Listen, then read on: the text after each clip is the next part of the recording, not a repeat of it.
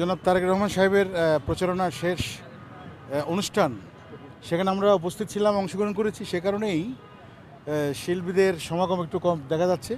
আমরা থাকলে আরও বেশি বেশি দেখতেন, অনেকে আসতে পারেননি। তো আমরা চাই, ছোট্ট করে বলতে চাই, আমি ডাইরেক্ট অ্যাকশন যেটা হয় পরিচালকরা, বলেন যে 12 তারিখ সারাদিন ভোট দিন, তারেক রহমানের সালাম নিন, ধানের শীষে ভোট দিন। এবং 17 আসনের যারা ভোটার আছেন, আমি অনুরোধ করব, আমি একজন সঙ্গীত যোদ্ধা, খণ্ড শ্রমিক হিসেবে আপনাদের কাছে অনুরোধ, আপনারা ভোট কেন্দ্রে গিয়ে সকাল সকাল গিয়ে তারেক রহমান ধানের শীষ মার্কায় একটি করে ভোট দিয়ে আসবেন।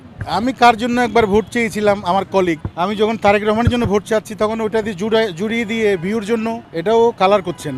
তো একটা শিল্পীর জন্য, শিল্পী মনির যদি আমাকে তার এলাকায় নিয়ে যায়, আমি মনিরের জন্য যে মার্কায়ও দাঁড়াবে ওখানে আমি তার জন্য ভোট চাইবো অবশ্যই। তাই বলে আমি ওই দল করি সেরকম না। আমরা কখনো দালালি করিনি, কোনো সুবিধা নিইনি কোনো সরকারের কাছ থেকে, এবং যে এই বিএনপি সরকার আসলেও সে দালালি করব না। যদি মনে করে যে না, রবি চৌধুরীর জন্য কিছু করা দরকার, আমি কিন্তু বেগম খালেদা জিয়ার সফর সঙ্গী হয়েছিলাম 2003-এ।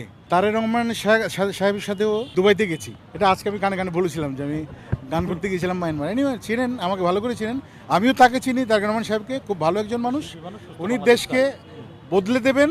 উনি একটি সুস্থ বাংলাদেশ চান, সুন্দর বাংলাদেশ চান, এবং দেশের জন্য কাজ করতে চান। আমরা সহযোগিতা করব।